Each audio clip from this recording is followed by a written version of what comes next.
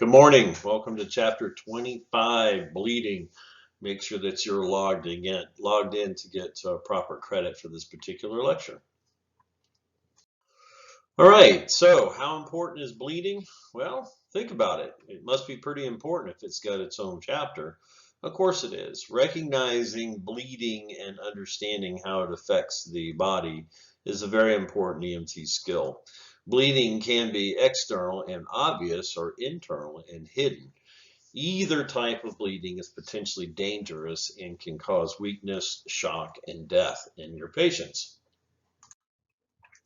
All right, so a little bit of anatomy and physiology review. Remember the cardiovascular system? We talked about that. We had a whole chapter on that. It circulates the blood to all of the body cells and tissues. It delivers oxygen and nutrients, and it carries away metabolic waste products. And that cardiovascular system is a combination of the pump, which is the heart, the pipes, which is the arteries and the veins, and the fluid, which is the blood and the blood's contents. All right, so there you go. Pump, the container, and then the fluid. All right, it has to be intact to work. It has to have plenty of fluid. The pump has to be pumping at 100% maximum, capacity, and it has to have an intact container. If any of these things, if you lose fluid or your intact container gets broken or the pump fails, we got problems. We have shock. So there you go.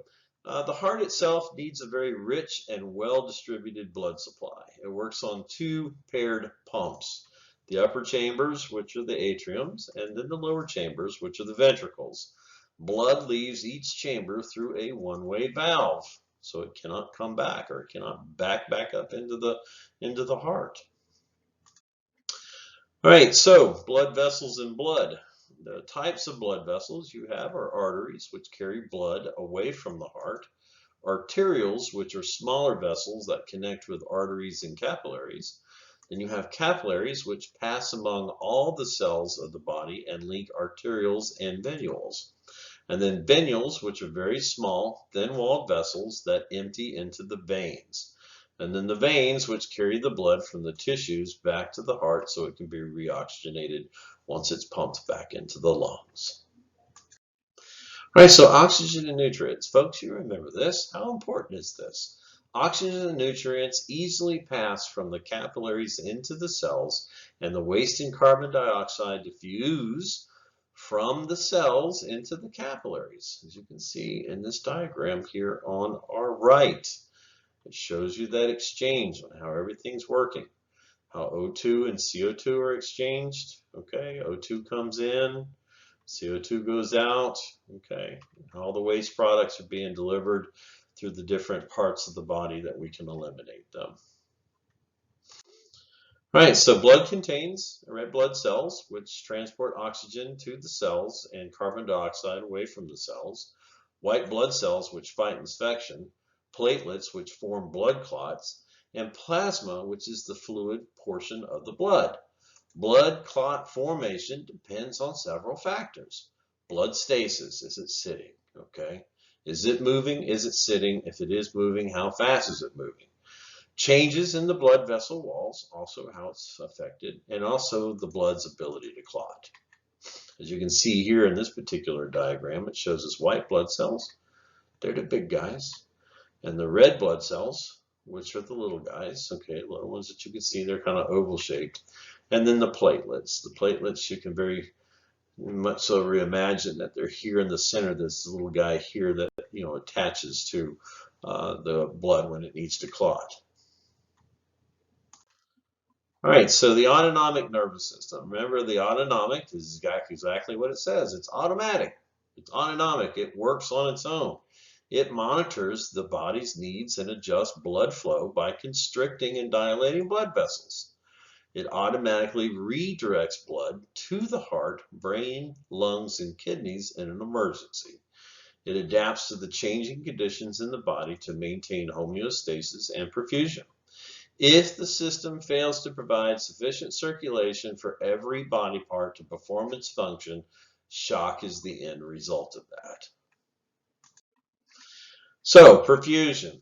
Perfusion is the circulation of blood within an organ or tissue in adequate amounts to meet all the cell's current needs for oxygen, nutrients, and waste removal.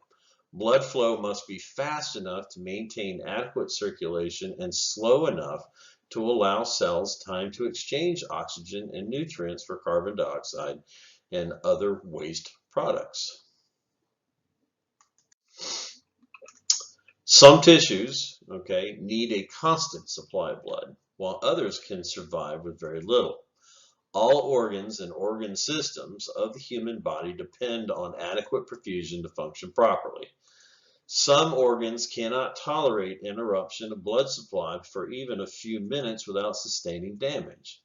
Death of an organ system can quickly lead to death of the patient. The heart requires a constant supply of blood to keep moving it around and around.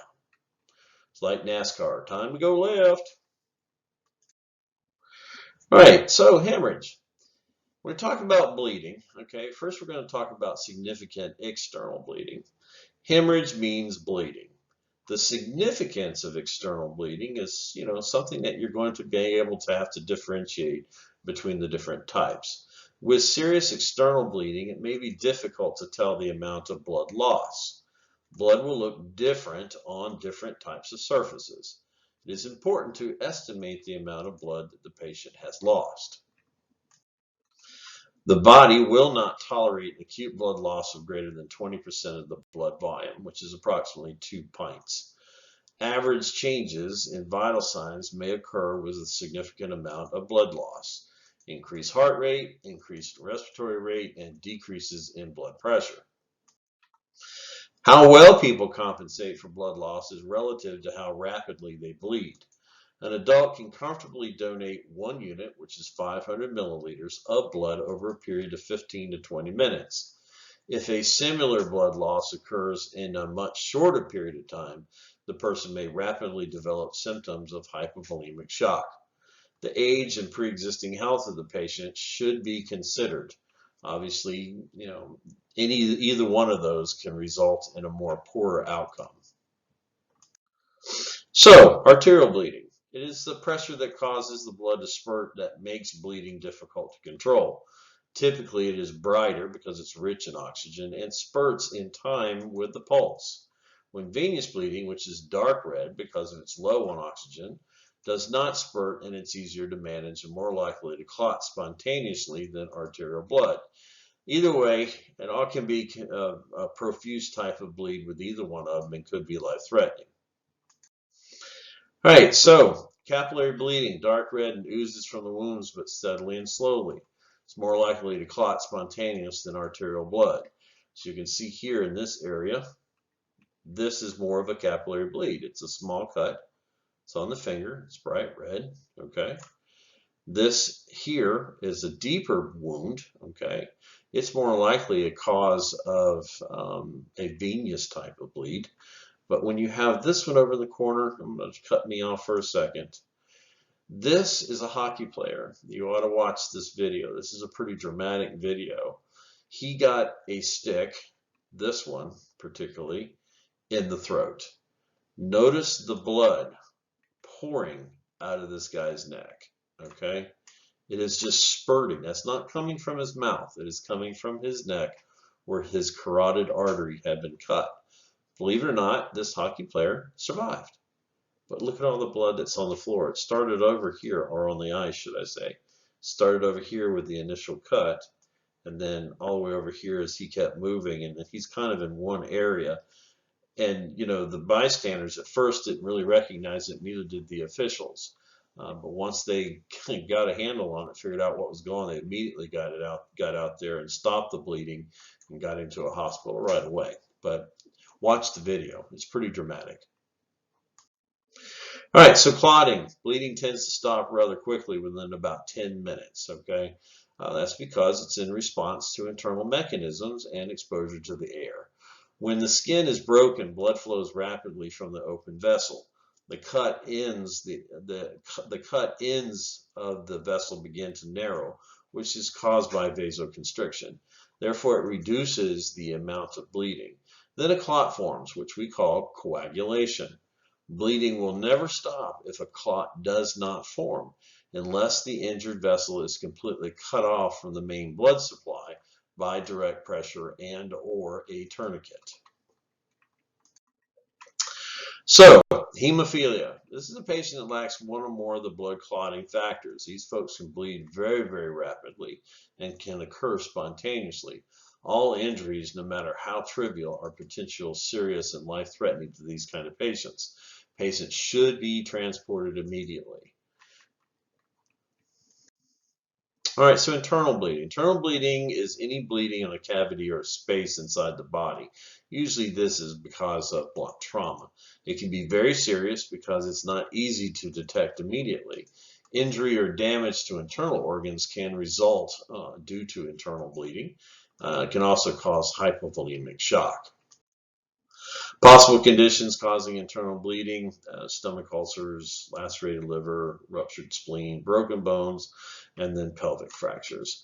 Pelvic fractures is a big one because there's so many big vessels down there. If one of the fractured ends of the pelvis itself nicks one of those vessels, it's going to be a major bleed.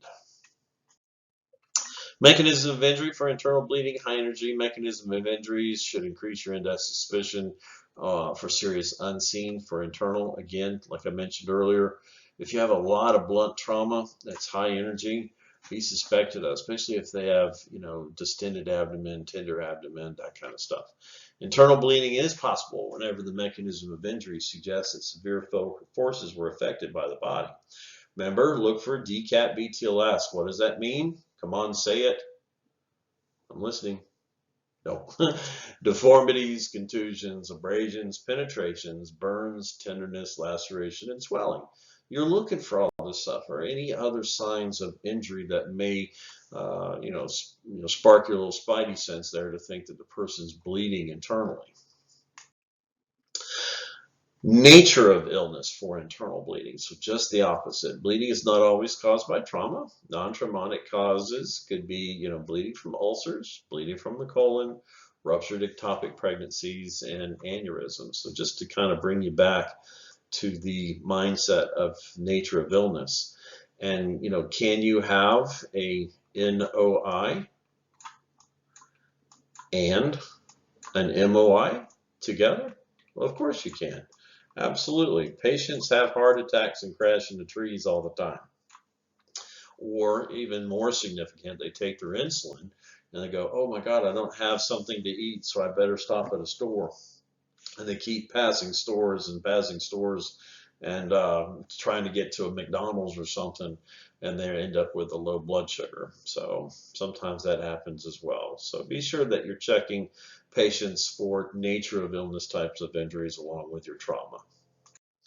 All right, signs and symptoms of internal bleeding. Pain is most common, okay? Pain in the belly, pain in the chest, swelling in the area of the bleeding itself, distension, especially abdominal distension, shortness of breath, tachycardia, hypotension, hematomas. Now, remember, hypertension or changes in blood pressure, that is a very late sign. Okay? Very late, so let's not be looking for that right up in the front. If you see the person's hypertension, it's a trauma patient, take that very seriously. This is a unstable critical patient. Hematomas, bruising, and any bleeding from any body opening. All right, hematemesis. What is that, folks? What is that? Say it. I know you can do it. I know you know what this is. Break it apart. Hematemesis. Okay, blood and vomit. Okay, very good. Melena, pain, tenderness, bruising, guarding, or swelling. Broken ribs, bruises over the lower part of the chest, or rigid distension of the abdomen, and then hypoperfusion is the overall event of all this. All right, so here we go. Scene size up, scene safety. Be alert for potential hazards. Follow your standard precautions. Determine the mechanism of injury and nature of illness. Consider the need for spinal mobilization and any needed additional resources. Primary assessment. Don't be distracted from underlying life threats. Form that general impression. And you need to assess for life-threatening bleeding immediately. That is in the very beginning part, in that first 2 to 3 seconds. Sick or not sick, right? We're looking for any gross bleeding. It's a trauma patient. If you have squirting bleeding from extremity, get over there and put a tourniquet on it. You know, tell your partner, your team leader, say tourniquet, fix it, stop the bleed. All right, assess for skin color, determine level of consciousness. So use your APHU scale, person, place, time, and event. Hopefully they're alert. Airway and breathing, sure for a patient airway, patent airway, obviously high flow oxygen, insert a airway adjunct if the patient is unconscious. Circulation, assessing for pulse rate, quality, determine skin color, temperature, control external bleeding, treat for shock. Keep these patients warm. If a patient is bleeding internally and you don't keep them warm, it's going to exacerbate their shock. Okay, so please make sure that we're taking care of that. All right. All right, here we go. Determine transport priority. You know, now we're down here at transport priority. Remember, we already have determined they're sick. Now we need to determine unstable or stable. Okay, U or S. All right. You're looking at signs that imply rapid transport. If they're tachycardic, they have low blood pressure, tachycardic or tachypneic. If they have weak pulses, clammy skin, or otherwise, they're showing signs of shock. Okay? If they are showing signs of shock, they are a rapid transport. Period. They are unstable. Okay? So they need to be off scene within 10 minutes. History taking, obviously your chief complaint, sample history, ask about the patient about any blood thinning medications. And remember, what is this? A, S, A? What is that? I'm waiting for a response. Hello, what is this? What is this? Did you say acetylsalicylic acid? Absolutely. Aspirin. All right, aspirin. If they are on aspirin, they're taking a blood thinner. A lot of folks take 81 milligrams a day, you know, as prescribed by their doctor. If the patient's unresponsive, obtain history from medical alert tags or even bystanders that you may be able to get it from. All right, record your vital signs. A systolic blood pressure of less than 100 with a weak rapid pulse suggests presence of hypoperfusion. This patient's in trouble. Get them off scene. With critically injured patients or short transport times, there may not be time to conduct a secondary assessment. You may be too busy in the primary, like stopping bleeding, controlling it, controlling airway issues, getting them to a hospital as quickly as possible. You may not do a thorough head-to-toe secondary assessment. All right, so assess all areas. If you get to your secondary of DCAP BTLS, remember deformities, contusions, abrasions, penetrations, burns, tenderness, lacerations, and swelling. You can bet you'll see that on a test, and you can bet an instructor will be asking you about this. So make sure you memorize that little acronym for you. Look for uncontrolled bleeding from large scalp lacerations. Feel all 4 quadrants of the abdomen. Record pulses, motor, and sensory function in all 4 extremities. And then look for signs of anything you can find for internal bleeding. There's a couple of signs that makes reference in your book. Cullen sign is the ring around the belly button. It's kind of yellow or blue, so here's your belly button. All right, and the other is the gray Turner signs. We're going to make a belly here. All right, here we go. I'm not very good at a drawing. Big old belly here. All right, there we go. Gray Turner signs is when you have kind of a grayish blue discoloration on the flanks like this. It's up on the sides. That's signs of internal bleeding. So Cullen sign is the ring around the umbilicus, and Gray Turner signs are the bruising along the flanks, along the sides of the belly there. All right, so reassessment of the patient, especially areas that show abnormal findings. Reassess the unstable patient every 5 minutes and the stable patient every 15 minutes. All right, communication and documentation. Record or recognize and estimate and report the amount of blood loss, any loss of consciousness, that kind of thing, and communicate any relevant information to the receiving hospital.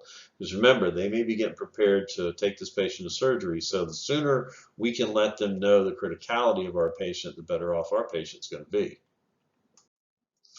All right, so emergent care for external bleeding. Follow standard precautions. Wear your gloves.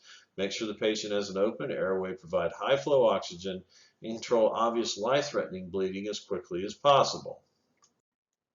Several methods are available: direct, even pressure, and elevation. So direct, even pressure dressings or splints, and then obviously tourniquets. Do not be afraid to use that tourniquet. If you have an extremity that has been amputated and bleeding all over the place, put a tourniquet on it. All right, fix it, stop the bleed. Notice you hear me say that quite a bit. It is important. If you don't stop the bleed, a patient will bleed to death before they'll suffocate from loss of an airway. They will bleed to death very, very rapidly. So remember that. All right, so direct pressure is the most effective way to control external bleeding. Pressure stops the flow of blood and permits normal coagulation to occur. Apply pressure with your gloved fingertip or hand over the top of a sterile dressing. Hold uninterrupted pressure for at least 5 minutes. Firmly wrap, if you have a pressure dressing, a sterile self-adhering roller kind of bandage around the entire wound. Stretch the bandage tight enough in order to control the bleeding. You should be able to palpate a distal pulse still. One of the things that we'll show you in your lab is utilizing of different types of pressure dressings. Do not remove a dressing until a physician has evaluated the patient. So once you've applied it, just don't remove it. Take the patient to the hospital and let them manage the removal of that dressing. Hemostatic agents, these are chemicals or compounds that slows or stops bleeding by assisting with clot formation. They can be used with direct pressure when direct pressure alone is ineffective. Be aware of these types of devices. We'll show you some of them, like combat gauze, hemo bandage, these kind of things. Very superior products in stopping bleeding. We'll talk about that more in lab. Tourniquets, use if a patient has substantial bleeding from an extremity. So use it. If they are bleeding from an extremity, it's quick, easy to put on, fix it, stop the bleed. Several types of commercial tourniquets are available. If a commercial tourniquet is unavailable, you can create a tourniquet using a triangular bandage with a stick or a rod. It can be done, but you should have tourniquets. There are tourniquets on the trucks, and there should be tourniquets on your person as well. Observe the following precautions. Do not apply a tourniquet directly over any joint. It won't stop the bleed. The bony structures will not allow for the bleeding to be stopped. Make sure the tourniquet is tightened and securely. We call it high and tight. Put it high up on the extremity over the artery to be to be cut off, and then tighten it up. Never use wire, rope, or belt or any other narrow type of material. Place padding under the tourniquet. If there's a bleed there, that's one thing. If not, you're going to be trying to stop it very quickly. So more likely there's going to be some shirt material on there anyway. Never cover the tourniquet with a bandage. Everybody needs to be able to see it. And do not loosen the tourniquet after you applied it. It should not be readdressed until 2 hours later. So after you put it on, you're not going to have that patient 2 hours later. So that'll be managed by the hospital. Splints. Air splints can control internal or external bleeding with pressure around it. They act as a pressure dressing applied to the extremity. Rigid splints just immobilize the fractures and prevent further soft tissue damage. Bleeding from the ear, nose, and mouth. Just be aware of this. When you may have a skull fracture, you may have this. You may have facial injuries, sinusitis, infections, dried or cracked nasal mucosa, and also can be caused nosebleeds, from high blood pressure. And then patients that have coagulation disorders. And the biggest thing is digital trauma. They're talking about your fingers, folks. Remember how we talked about anatomy? Digit 1 is your thumb. Okay, so digital type of trauma. Epistaxis, nosebleed is a very common emergency. It occasionally causes enough blood loss to send a patient into shock and can usually be controlled by just pinching the nostrils together. Bleeding from the nose or ears following a head injury, it may indicate a skull fracture. It may be very difficult to control sometimes because it's usually an arterial bleed in its nature. Do not attempt to stop the blood flow, because if it is a fracture and it's bleeding back into the fracture site and you're controlling the blood flow, stopping it completely, then you're just going to increase pressure to the brain. Loosely cover the bleeding site with a sterile gauze pad and apply light compression with a dressing. All right, so emergency care for internal bleeding, lots of diesel. Go fast. Get the patient to the hospital, because this usually requires surgery or other hospital intervention. Keep the patient calm, treat for shock, make sure to keep them warm in a supine position, and give them high flow oxygen. All right, folks, appreciate you paying attention here. Very good. Make sure that you clock out to do to get credit for this particular video. Yes, I'm playing again. Draw a little nose and a mouth and do the review. Go over the review questions. Make sure you're prepared for class, and we'll see you there. So clock out so you can get proper credit, and we'll see you next time. Thanks again.